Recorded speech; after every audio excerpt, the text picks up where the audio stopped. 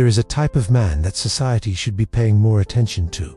Not the angry man, not the violent man, not even the bitter man, the lonely man.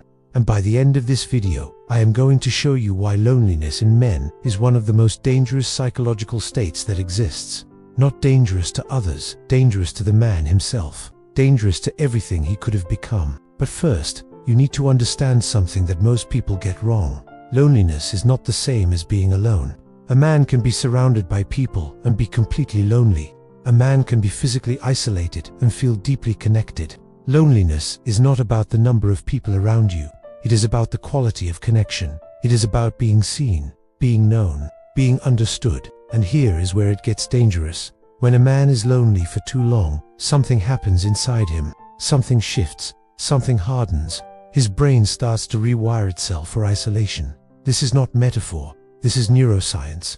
Prolonged loneliness changes the structure of your brain. It increases cortisol. It decreases the ability to read social cues accurately. It makes a man perceive neutral interactions as threats. A lonely man starts to see hostility where there is none. He starts to assume rejection before it happens. He starts to protect himself from connection because connection has become painful. And here is the trap.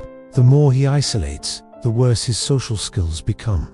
The worse his social skills become, the more he isolates. It is a downward spiral with no natural exit point. Now, there are two types of lonely men.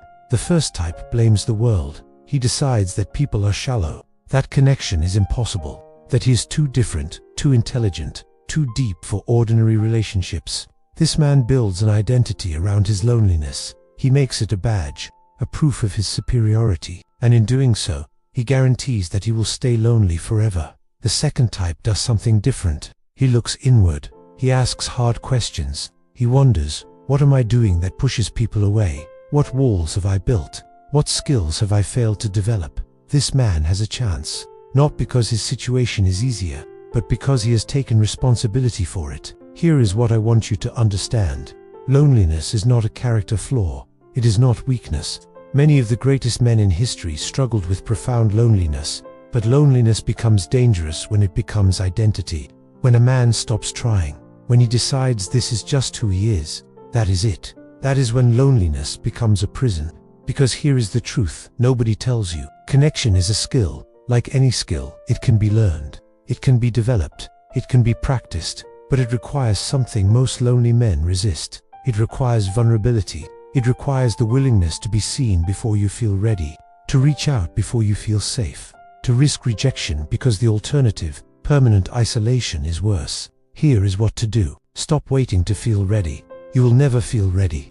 Readiness is a myth that lonely people tell themselves to justify inaction. Start small. One conversation, one reach out, one moment of genuine honesty with another person.